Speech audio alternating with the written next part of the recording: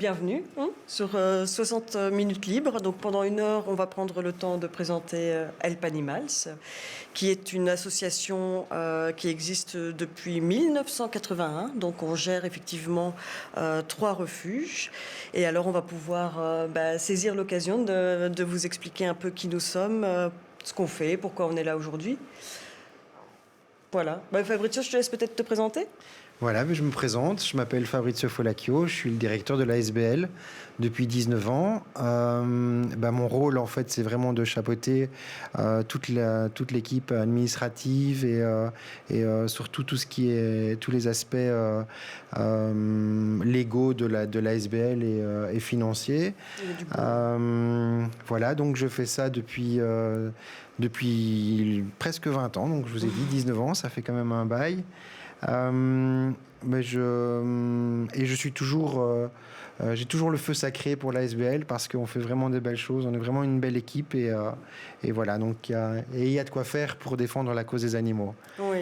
Je siège aussi au Conseil du bien-être animal bruxellois et c'est ce qui me permet de pouvoir apporter notre expérience de terrain et pour essayer de faire changer un peu les choses au niveau déjà au niveau bruxellois et de faire entendre la cause des animaux et surtout essayer que les conditions légales améliorent leur bien-être et qu'on veille en tout cas à tout ce qui est à toutes les conditions de détention et à la vie des animaux en ville et dans les foyers.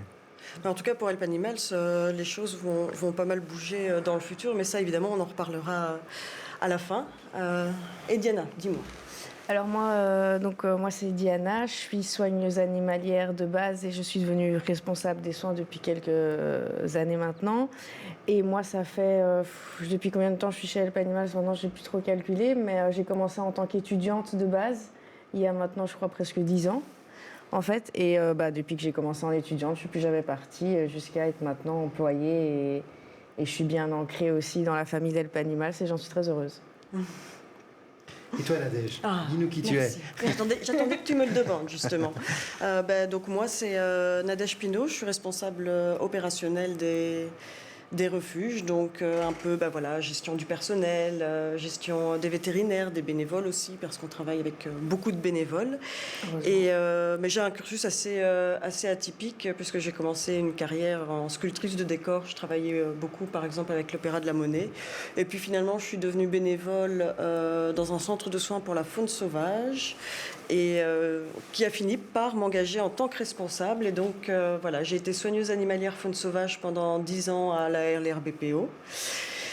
Et puis finalement, au bout de 10 ans, l'opportunité s'est présentée de rejoindre Help Animals.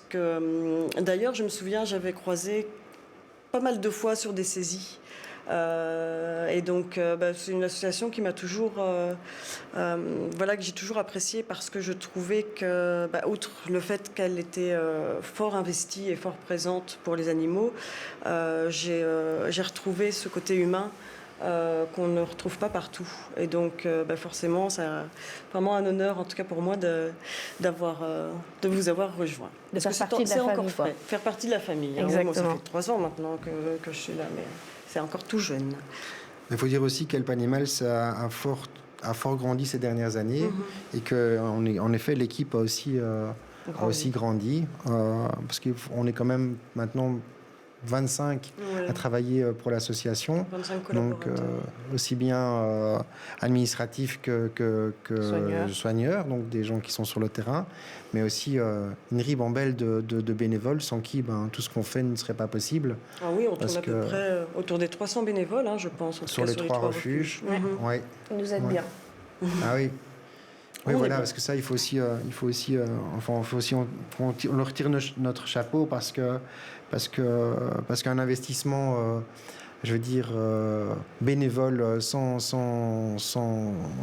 argent derrière et avec pas beaucoup de reconnaissance, tout compte fait, c'est sûr que c'est beau et qu'il faut souligner qu'il faut souligner ça, parce que je ne pense pas qu'il y en ait beaucoup qui sont capables, après leur journée de travail, d'aller de donner de soi dans une association. Et merci à eux, quoi. Ouais, voilà. Ouais. Et du coup, 19 ans chez Help Animals, mais c'est quoi l'histoire du refuge depuis 81 Alors moi je suis là depuis 19 ans en effet, mais l'association existait bien sûr avant moi, avant que je n'arrive comme directeur. Elle est née en 1981, une petite, j'ai toujours envie de dire, et ça fait sourire notre présidente Madame Devis, parce que j'ai toujours envie de dire que c'est une petite troupe de petites madames, un peu voilà, qui avaient envie de faire quelque chose pour la cause animale et qui voyaient vraiment qu'à cette époque-là, il n'y avait pas énormément de refuges et qu'il y a des animaux qui passaient à la trappe en fin de marché ou aux abattoirs. On vendait encore des chiens et des autres animaux. Et donc l'association est née comme ça. Mais je vais vous raconter ça un peu plus amplement peut-être. Mais oui, on va peut-être faire une première pause musicale, maintenant qu'on s'est tous les trois présentés. Et on va se retrouver juste après pour rentrer peut-être un peu plus dans le cœur de l'association. Donc on est de retour sur 60 minutes libres avec Help Animals. On va maintenant parler de ce qu'on fait concrètement sur le terrain. Mais avant ça, qu'est-ce que c'est l'objectif principal de l'association ? Alors l'objectif principal de l'association, c'est de venir en aide aux animaux, donc à des animaux qui ont été maltraités, négligés ou abandonnés, ou encore trouvés errant sur la voie publique. C'est de les prendre en charge et de la meilleure manière qui soit, bien sûr, et de leur offrir le confort qui est bien sûr une de nos priorités chez Help Animals, mais c'est aussi de les mettre en ordre au niveau sanitaire pour pouvoir leur retrouver une nouvelle famille. Donc tous les animaux qui rentrent chez Help Animals sortent par la grande porte. Donc, parce que le but de l'association, le but essentiel de l'association, c'est de ne pas euthanasier les animaux. Donc c'est vraiment de laisser une chance à tous. Donc c'est pas d'euthanasie de convenance, c'est vraiment voilà, c'est vraiment, en fait, on euthanasie vraiment au cas où l'état de santé ne permettrait pas à l'animal de pouvoir survivre ou de pouvoir être adopté. Parce que tu m'avais dit que tu m'avais raconté en tout cas qu'au début, à la naissance de l'association, c'était par rapport aux animaux à la vivisection. Oui, donc tout à l'heure, je t'ai parlé aussi des petites dames qui étaient à la base de l'association et qui étaient là pour venir en aide à des animaux qui étaient vendus encore sur les marchés. Aussi parce qu'à l'époque, il n'y avait pas autant de sociétés de protection animale. Et donc, Help Animal, c'était une des seules à Bruxelles à pouvoir accueillir des animaux en fin de marché qui seraient partis soit pour la vivisection dans les laboratoires ou qui auraient été euthanasiés parce qu'ils n'étaient pas vendus. Donc, ces petites dames, elles ont vraiment voulu offrir une chance à ces animaux de trouver un nouveau foyer, quoi. Il faut dire que les conditions de l'époque n'étaient pas comme maintenant non plus. Elles ont commencé avec un refuge qui était juste un hangar et c'était fait de briques et de broc à Anderlecht, oui. Donc elles allaient un peu dans les entreprises et partout pour essayer d'avoir du carrelage. Elles faisaient des galas pour essayer de faire rentrer de l'argent. Parce qu'il faut savoir aussi que l'association a toujours été financée uniquement par la générosité des gens, donc les donateurs. Oui. Et du coup, Diana, concrètement, comment ça se passe une prise en charge chez Help Animals ? Donc, comme a dit Fabrizio, parfois ce sont des saisies aussi via la police. Donc, on collabore avec la police. Les gens qui viennent abandonner, ils ont certaines raisons. Et donc, nous, on essaie d'avoir un maximum d'infos sur les animaux. Donc, on demande toujours leur passeport, les papiers, les antécédents, s'ils ont déjà eu des interventions ou s'ils ont des problèmes déjà de base, que ce soit au niveau, je sais pas moi, des problèmes cardiaques, ou ce type-là, et avec un maximum d'infos, nous, voilà, on prépare, on va dire, le dossier de l'animal, en écrivant bien sûr tout ce qu'on sait, ses données, la puce électronique, tout ce qui va avec. Et alors, à ce moment-là, moi, je vois avec le vétérinaire tous les jours. On a un vétérinaire tous les jours qui vient justement s'occuper des animaux pour soit le mettre en ordre si c'est pas le cas, déceler des soucis de santé si c'est pas dit par les anciens propriétaires ou si c'est trouvé, on part de zéro, donc il faut qu'on fasse tout nous-mêmes. Et à partir de ce moment-là, voilà, comme a dit Fabrizio, donc on lésine pas sur tout ce qui est soins. Donc s'il faut aller faire des examens complémentaires en clinique, on a déjà collaboré avec des neurologues, des ostéos, Enfin, il y a une liste énorme. Je pourrais passer la journée. Et puis, c'est vraiment tout type d'animaux. Donc, il faut savoir que comme on a plusieurs refuges, on a aussi, nous aussi à Anderlecht, c'est exclusivement chien-chat. Mais on a Waterloo et Braine-le-Château, où là, c'est plus des animaux de ferme. Donc, qui dit animaux de ferme dit, par exemple, des chevaux, où là, par exemple, les coûts sont quand même vite plus élevés. Mais voilà, on va vraiment jusqu'au bout pour essayer de sauver l'animal et de le remettre sur pattes, comme on dit, au mieux avec les moyens qu'on a. Et ça demande beaucoup d'investissement aussi personnel, parce que les premiers sur le terrain, ce sont nous. Et collaborer un maximum avec les vétérinaires et les cliniques qui prennent en charge nos animaux et qui essayent au maximum aussi de leur rendre la vie plus agréable possible. Et tout ce boulot-là, en fait, permet aux animaux de reprendre confiance en l'humain aussi. Ouais. Parce que le fait d'être soigné au quotidien et d'être pris en charge pour des maladies, etc., ça fait que l'animal se sent mieux et reprend confiance. Et voilà, donc ce sont eux les bénéficiaires, en fait, de tout ça. Mais donc c'est certain qu'on s'active tous, bien au niveau administratif aussi, parce qu'il ne faut pas négliger le côté, la lourdeur des choses administratives qu'on nous impose en tant que refuge. Agréé. On n'est pas aidé, en plus. Non. Et donc voilà, donc tout ça fait que la chaîne humaine fait que les animaux retrouvent petit à petit confiance en l'humain et sont adoptés. Et c'est chouette que tu parles de chaîne humaine, justement, parce que je pense on a des bénévoles qui s'occupent de la sociabilisation des chats sur les refuges, on a des bénévoles qui promènent les chiens tous les jours, donc on essaye aussi vraiment d'intervenir non seulement sur la santé de l'animal, mais sur sa santé aussi psychologique. Je veux dire, on a parfois des chiens qui ont des problèmes de comportement, on a un éducateur canin qui vient toutes les semaines.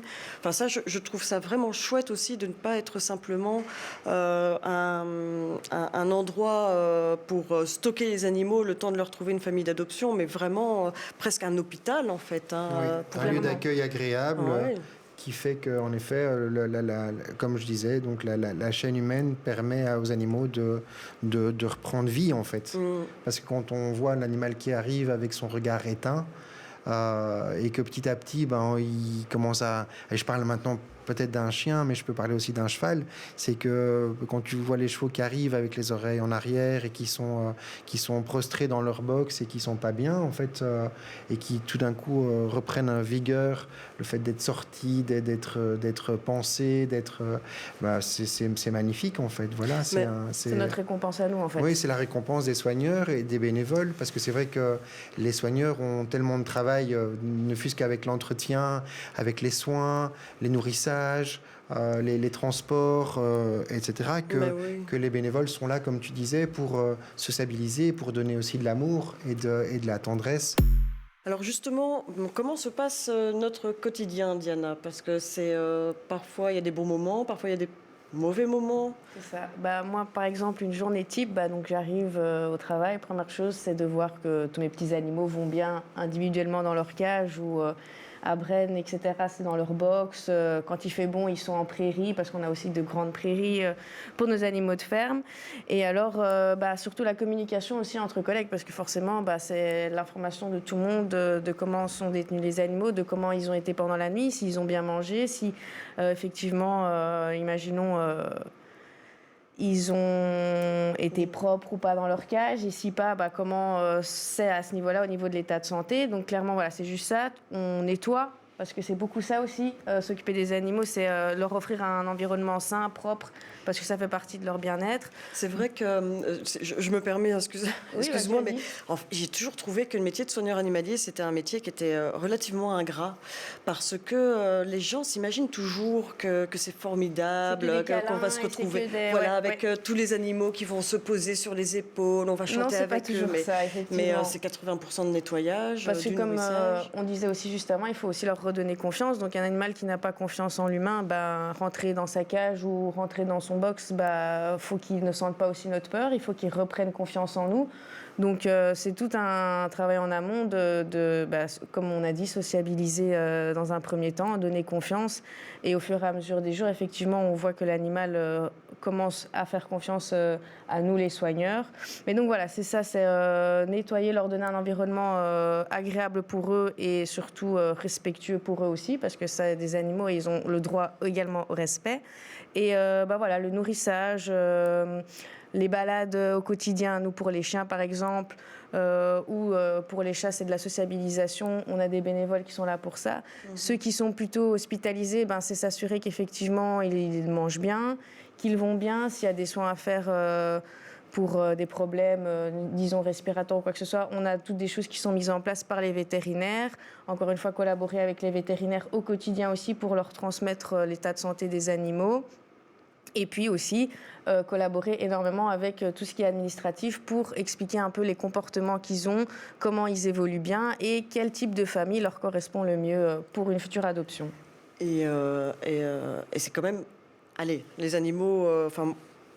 n'ont pas toujours conscience qu'on est là pour leur bien. Non. Ça reste quand même aussi un métier dangereux, entre une vache qui fait plusieurs centaines de kilos ou un chien quand même qui a tendance à mordre. Alors bon, Chihuahua, ça va, mais American Staff, c'est tout de suite. C'est vrai, ça reste un métier qui peut de temps en temps avoir des petits ou des gros accidents. Ça, c'est aussi en fonction de l'animal, on va dire, mais...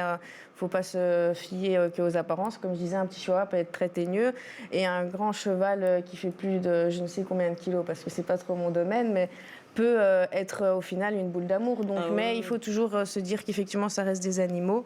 Donc faire attention, mais les accidents peuvent arriver. On en a déjà eu quelques-uns et on fait toujours en sorte justement d'apprendre de ces erreurs, on va dire, pour les éviter dans le futur, quoi. Mais je pense que Fabrizio en a connu encore plus que moi des accidents. Moi, c'est parce qu'en fait, mais les accidents, malheureusement, ça arrive par accident. Oui. Non, mais c'est aussi le fait que quand on fait son boulot, on a des automatismes et que c'est vrai qu'on lâche parfois un petit peu les mesures de sécurité ou on a parfois un peu trop confiance. Et c'est dans ces cas-là qu'arrivent des accidents qui ne devraient pas arriver. Mais pas que, parce que je me souviens, c'était 2023, je crois, c'était une de mes premières saisies. J'étais intervenue sur terrain en Flandre avec l'équipe de Braine-le-Château et on avait notamment saisi un zébu qui est toujours chez nous pour le moment. Et franchement, voilà, quand on voit un zébu chargé et te foncer dessus, ça, je me souviendrai toujours. C'était quand même pas évident.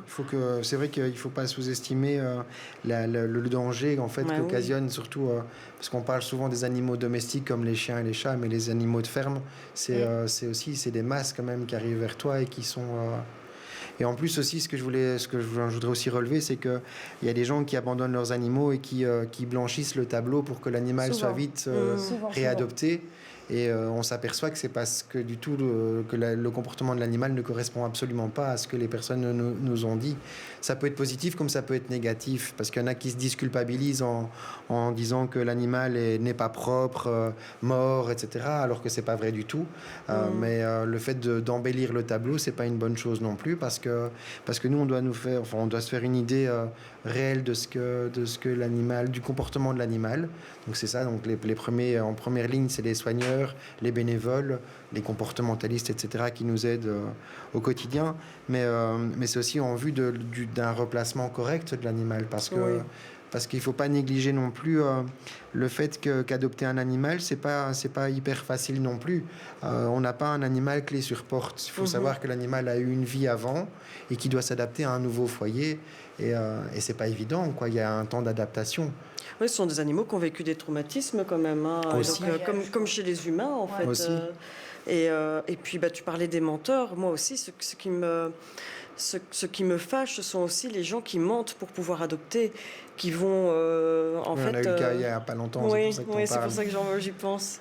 Oui, c'est sûr qu'il y a des gens qui en fait, quand ils sont devant toi à l'accueil, ils sont prêts à déployer un tapis rouge et avoir les meilleures conditions qui existent pour accueillir l'animal. Et en fait, quand on creuse un petit peu, qu'on fait une prévisite et qu'on se rend compte que tout ce qu'on nous a dit, c'était du fake, c'est sûr que c'est pas évident et on prend une claque en pleine tête parce qu'on s'imaginait que c'était la famille idéale pour notre pensionnaire et en fait, c'est pas ça du tout. Et heureusement, on n'a pas placé...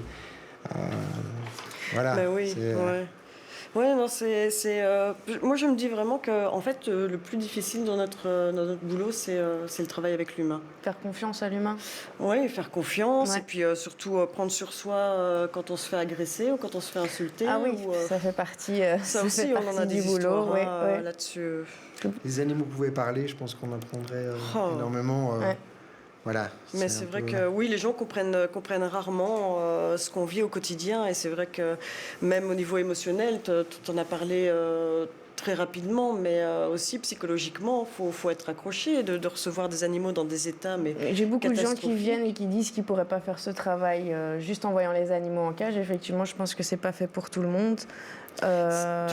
Tu te souviens de ce chien qui avait eu un coup de couteau dans la cuisse, Oui, cet oui, American oui. Staff. Oui, oui. Enfin, voilà, on Sur voit la cuisse des... dans la cuisse et sur la tête aussi. Ouais. C'est quand même... Et enfin, encore c'est une quand fois, même l'animal, atroce, quoi. ça arrive que l'animal n'en veut pas du tout à l'être humain, ça c'est Oui, faux, comme ils sont ouais. purs et bons. Mais effectivement, parfois on récupère des animaux dans des états. Et justement, quand on les récupère, parce que parfois les gens nous les déposent comme ça sans se dire que c'est grave, on doit faire bonne figure devant les gens pour réussir à prendre le chien et pas qu'il reparte avec on ne sait où. Et après, pour le remettre sur pattes, au début c'est dur de le voir comme ça, mais nous, en voyant qu'il évolue bien, qu'il prend bien du poids, qu'il commence même si de base il n'en veut pas à l'être humain, mais on sent la reconnaissance dans son regard et dans ses gestes, on va me dire bêtement une queue qui bat, qui va dans tous les sens, pardon. En fait, oui, c'est ça notre récompense à nous. Alors, c'est dur psychologiquement, mais ce final-là, généralement, nous fait justement le plus grand bien. Et je dis pas que ça pense tous les mauvais souvenirs qu'on a eus avant des images qu'on a eues, mais en tout cas, ça nous stimule pour continuer et en sauver encore plein d'autres derrière, quoi. Mais c'est... oui, tout à fait. Et en plus de ça, voilà, tout ce quotidien aussi nous amène à des situations qui sont complètement inattendues, un peu parfois cocasses. Il y a aussi des situations qu'on n'oublie pas, qui sont assez marquantes. Est-ce que vous en avez quelques-unes en tête ? Alors moi j'en ai une, mais marquante dans le sens peut-être un peu triste aussi. C'est quand on a accueilli, je ne sais pas si tu te souviens, Mediana, elle s'en souvient très certainement, toi aussi Nadège, c'est quand on a accueilli ce chien, ce berger malinois qui avait vu son maître s'immoler. Ah oui, Oui, mais oui, écoute, oui. moi j'étais pas là quand on l'a accueilli, je suis arrivée juste après, mais Ok. j'ai entendu son histoire, c'était terrible. Ah, c'était terrible parce que le chien sentait encore Le feu, enfin la fumée, comme ouais. ça. C'était. Oh. Et donc, quand ce chien pleurait parce qu'il avait compris que son maître partait. Et ça, émotionnellement, c'était hyper compliqué à vivre, et pour nous, et pour l'animal. Donc, on était vraiment. Ah oui, j'en ai encore On des était tous frissons. Touchés. touchés Pour par lui. cette détresse, et aussi par la détresse de son maître, parce que pour en arriver là, c'est que c'était une situation humaine qui était hyper compliquée. Voilà, donc on a comme ça des anecdotes. Ouais. Pas toujours très gai. Mais c'est vrai que souvent, par exemple, quand on intervient sur des grosses saisies ou sur des cas de Diogène, notamment avec les chats, il y a aussi une part de misère humaine hein, là-dedans. Ça, c'est, Oui. on arrive dans des endroits, des appartements qui sont mais bourrés d'immondices. Et d'objets divers. Et d'objets divers, Et n'est-ce d'objets pas divers, oui. Du genre. Je ne sais pas si on peut le dire, mais bon, des objets, disons, à caractère sexuel, par exemple. Je ne sais pas si c'est le chat ou le maître qui joue avec, mais effectivement, c'est le genre de choses sur lesquelles on peut tomber parfois.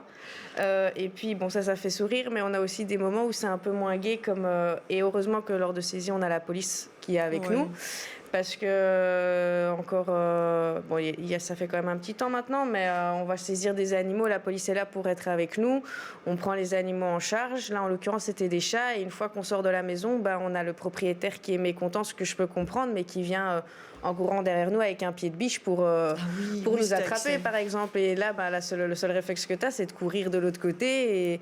Et heureusement que la police est là pour calmer un peu les choses. Mais effectivement, c'est le genre de choses qu'on pense pas, Oui, cet mais endroit, qui peut c'était- arriver. Cet endroit, c'était, je voyais les cafards qui grouillaient le long Sur les des murs, ouais, sur ou des les choses murs. comme ça. Puis il y avait Et ce cette qui est petite, triste aussi là-dedans, c'est qu'il y avait par exemple encore une petite fille Ah ouais. qui était là et qui, on sentait que la pauvre, elle était dépassée par les événements, que ses parents ne savaient pas gérer la situation. Et nous, on prend en charge les animaux et après on laisse ça là et on sait rien faire pour. Ouais, le syndrome de Diogène et les syndromes de Noé sont les syndromes les plus ouais. compliqués à gérer pour nous, parce que nous, on n'est pas formés non plus à s'occuper de l'humain, tu vois. Non. On Oui. agit pour les animaux et c'est vrai que, comme tu disais, on laisse derrière nous, une fois qu'on a pris en charge les animaux et qu'on a sauvé les animaux qu'on pouvait sauver, on laisse des gens qui sont en détresse et qui sont en détresse parce que pour eux, c'était sans doute ce qu'ils avaient de plus cher. On leur enlève ce qu'ils avaient de plus cher.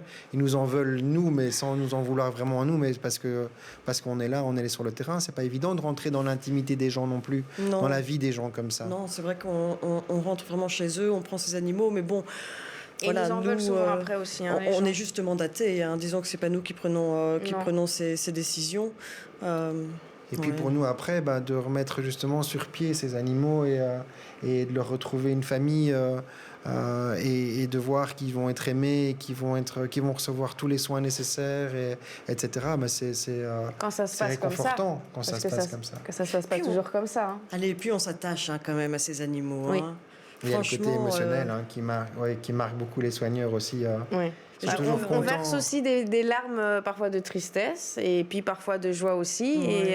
Et même si on est content qu'ils trouvent leur famille définitive, quand on passe des mois et des mois à passer du temps avec eux, à leur redonner confiance en nous, oui, on a un petit pincement au cœur, mais on est content pour eux qu'ils aient enfin leur vraie famille et qu'ils passent plus une nuit de plus enfermés en cage.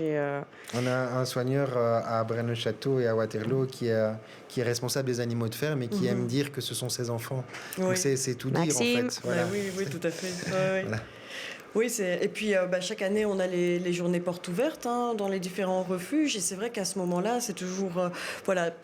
souvent, les adoptants des chiens, par exemple, viennent avec leurs petits chiens. Et nous, ça nous permet de les revoir, de voir ce qu'ils sont devenus. Et ça, c'est toujours chouette. Quoi. Puis ça nous permet aussi de montrer à nos donateurs, à tous nos membres, ce qu'on fait aussi avec leur argent. Parce que sans eux, l'animal n'existerait pas. Parce qu'il faut savoir qu'on n'est pas subsidié du tout, en fait. Donc, on reçoit des petits subsides de fonctionnement, mais qui ne correspondent absolument pas à la réalité de terrain. Donc, le fait d'aider une association comme la nôtre, je trouve que c'est important de montrer en toute transparence ce qu'on fait avec l'argent des gens. Et voilà, donc, les journées portes ouvertes, ou en effet, l'inauguration qu'on vient de faire à Waterloo, mais ça permet aussi de montrer au public ce qui a été fait avec leurs sous, mais aussi avec les dons qu'on reçoit suite à des successions, parce que l'association en fait récolte aussi des successions et des gens qui pensent aux animaux après eux et qui veulent laisser une trace d'eux dans une association. Mais nous, ça nous permet d'acheter des terrains, d'acheter des installations, parce que le fait de devoir accueillir des animaux, ça demande toujours de plus en plus d'espace et pour leur offrir le bien-être, c'est toujours des meilleures installations. Et sans les donateurs, en fait, Help Animal, ça n'existerait même pas. Tout don est important, donc que ce soit... Parce qu'il y a des gens qui donnent des grosses sommes, mais il y a aussi des gens qui donnent des petites sommes. Pour eux, c'est beaucoup. Ouais. Et pour nous, en tout cas, ces petites sommes, elles viennent à point aussi pour le budget de l'ASBL. Parce que c'est énorme, le budget de l'ASBL, les coûts de l'ASBL chaque année... Oui. Et justement, ce qui est intéressant, c'est aussi de parler un peu des clichés qu'il y a au niveau des refuges, de choses qui nous tiennent aussi à cœur, de profiter de cette émission justement pour en parler au public. Est-ce qu'il y a quelque chose qui vous vient en tête là ? Mais oui, je peux parler des situations qui sont parfois compliquées à vivre pour nous quand on nous confie des animaux, style les services de bien-être animal. Dans les 3 régions, il faut savoir que le bien-être animal est régionalisé. Donc, il y a 3 services de bien-être animal. Il y en a en Flandre, un à Bruxelles et en Wallonie. Et bien, c'est certain que quand on nous confie des animaux suite à des saisies, on espère que quand l'animal a été saisi, que c'était surtout une saisie qui était correctement effectuée et qui ne va pas avoir un vice de procédure. Parce que c'est sûr que nous, quand on prend en charge l'animal, on ne veut pas être considéré comme une fourrière, on ne veut pas être considéré comme étant juste un passage, le temps que les propriétaires se mettent en ordre et récupèrent l'animal qu'ils ont négligé ou qu'ils ont maltraité. Ça, c'est parfois compliqué pour nous parce qu'il y a des décisions qui ont été je parle récemment dans l'actualité. Il y a un chien qui a été saisi suite à son errance lors d'une chasse. L'animal a été remis au chasseur après avoir repris vie. Il faut savoir que l'animal avait un score corporel qui était vraiment négatif.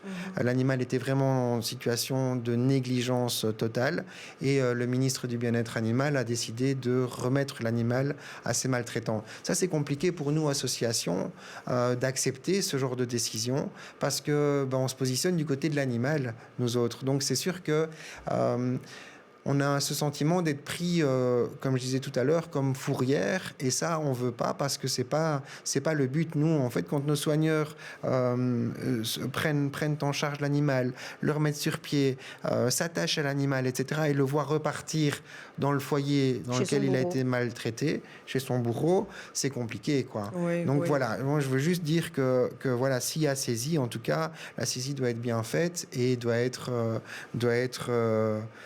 j'ai envie de dire que nous, en fait, on a même parfois un peu peur de prendre des animaux en saisie dernièrement, surtout les saisies de la région wallonne, parce qu'on voit qu'il y a quand même pas mal de dossiers qui foirent. Et ça, on n'est pas d'accord avec ça. C'est vrai qu'on a l'impression parfois de ne pas être pris au sérieux, c'est-à-dire qu'on a presque pas notre mot à dire sur les décisions de destination. Et, on dit qu'on est trop sentimental. Ou voilà, on nous reproche d'être trop sentimental alors qu'on est tout à fait professionnel. Fait des rapports avec les vétérinaires qui, eux, constatent justement ce sont des personnes habilitées, enfin c'est leur métier, ils savent de quoi ils parlent, que l'état de santé de l'animal n'est vraiment pas au beau fixe. Et malgré les rapports, malgré les observations, parfois on met des photos à l'appui, tout ce qui va avec, on n'arrive quand même pas à le garder ou il retourne dans cet enfer qu'il a connu et que nous on veut vraiment pas, quoi. Oui, ça c'est une situation compliquée à vivre pour nous, en tout cas en tant que refuge. Oui.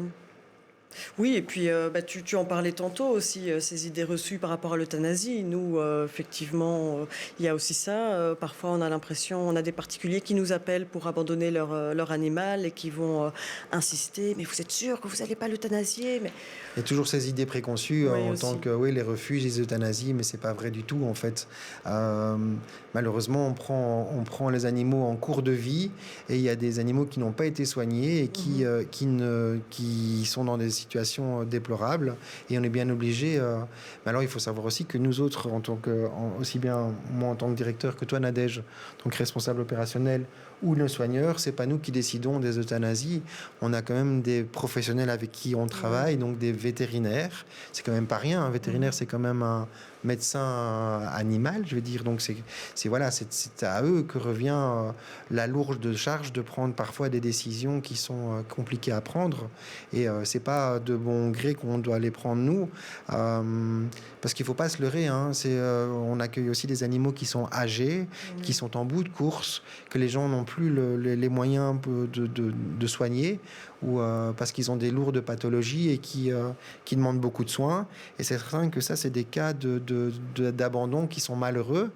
Et la charge, elle repose après sur l'épaule de nos vétérinaires qui doivent, eux, prendre la décision parce que les gens qui ont eu cet animal pendant toute leur vie n'ont pas pu émotionnellement dire, voilà, on doit dire au revoir à l'animal. Donc ça, c'est aussi des situations dans lesquelles on vit et qui... Et ça me permet justement de rebondir aussi sur parfois l'impression qu'on a qu'un abandonneur, c'est le diable. Il y a parfois des abandons qui sont faits justement dans le respect de l'animal, des personnes qui n'ont plus le choix, des personnes âgées qui partent en maison de repos, des gens qui n'ont plus les moyens, qui se retrouvent à la rue. Tout abandon n'est pas forcément un acte malveillant. Je pense que c'est mieux d'admettre qu'on ne peut plus s'occuper de l'animal et d'essayer de lui retrouver une seconde vie, plutôt que de le garder bon gré mal gré et de lui offrir des conditions exécrables. Donc voilà, je pense qu'en effet, il y a des situations dans la vie qui ne permettent pas de pouvoir continuer son engagement. Oui. Tu parlais des personnes âgées, mais je parle aussi des décès. Et voilà, il ne faut pas être spécialement âgé pour décéder. Donc, voilà, malheureusement, on vit dans une société qui ne permet pas d'erreur. Et les premiers à y passer, ce sont les enfants, bien sûr, qui doivent subir les conséquences des parents qui se séparent, mais il y a aussi les animaux là-dedans. Et Oui, voilà, c'est pour ça qu'on est là et c'est pour ça qu'on existe. tout à fait. Par rapport justement au projet d'Help Animals. Ah, des projets, on en a plein la tête. Hein. C'est certain que quand on pense, quand on pense au bien-être de nos animaux et comment les accueillir de la meilleure manière possible, on a plein de projets. Alors le gros projet qui vient là maintenant, c'est après l'inauguration de Waterloo, quand même, parce que c'est quand même tout à fait récent aussi, ce troisième refuge. Maintenant, c'est les travaux qu'on fait à Anderlecht, donc le nouveau bâtiment qu'on va construire et dans lequel on va pouvoir accueillir des chiens et des chats vraiment avec des conditions 5 étoiles, d'un refuge Diana, 5 étoiles. Diana trépigne sur sa chaise. Ah oui, j'ai vraiment très très hâte, moi, au niveau des soins et des quarantaines des animaux. Ça va vraiment, je pense, révolutionner l'état de santé aussi des animaux.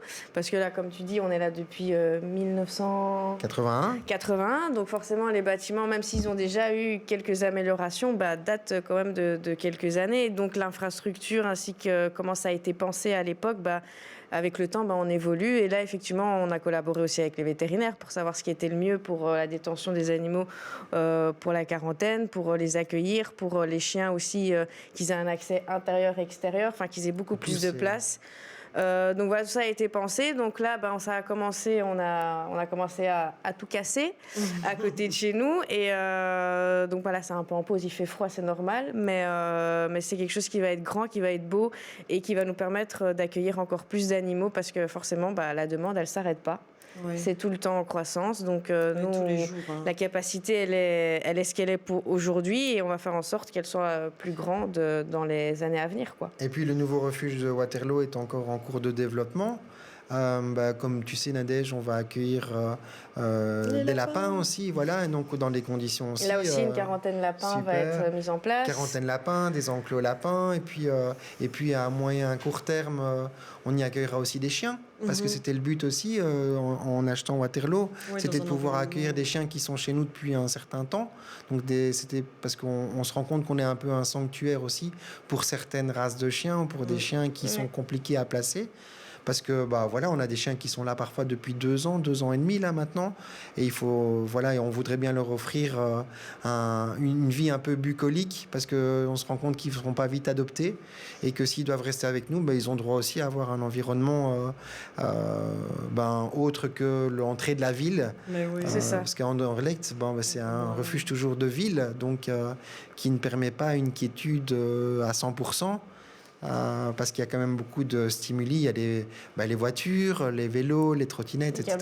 Avec la sortie du ring, c'est juste là, quoi. C'est pas toujours évident de leur offrir des balades bucoliques. Mais oui, et tout ça, évidemment, c'est beaucoup de travail. On a notamment besoin d'énormément de bénévoles à Braine-le-Château et à Waterloo pour les animaux de ferme, parce que on manque de petites mains, de petites têtes, surtout avec cette période hivernale. Les gens n'osent pas trop et c'est pas évident. C'est vrai qu'il y a beaucoup de bénévoles pour promener des chiens ou pour venir caresser des chats, mais que pour des travaux un peu plus durs, manuels, au refuge de Braine-le-Château et au refuge de Waterloo, on a besoin de mains pour venir nous aider à faire des box.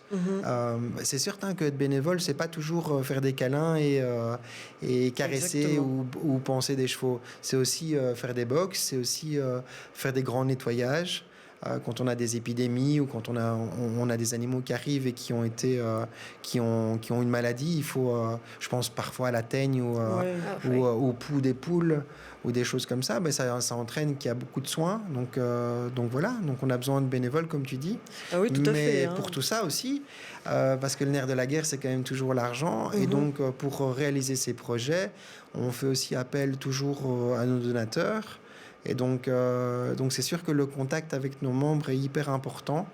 Donc moi, je voudrais dire en tout cas à tous les gens qui nous soutiennent de venir visiter nos refuges, pas seulement pour adopter, mais aussi pour se rendre compte en fait des réalités de terrain et pour voir un peu ce qui est fait aussi avec la générosité des gens. Oui, on est ouvert d'ailleurs tous les après-midi de 13h à 17h, sauf le dimanche. Donc vous pouvez tout à fait venir nous faire un petit coucou. Sinon, on a aussi le site internet. À ce moment-là, il y a possibilité aussi de remplir un petit formulaire pour nous rejoindre en tant que bénévole ou d'avoir toutes les informations, justement, comme tu disais, Fabrizio, pour faire un don. En sachant d'ailleurs qu'au-delà de 40 euros. Oui. Les dons sont déductibles, donc on délivre des attestations fiscales. Et donc, il faut savoir que 35% des dons que les gens font sont déductibles de leurs impôts, donc c'est important de le savoir. Et aussi, les gens qui nous laissent leur succession, Help Animals, grâce à son agrément fiscal,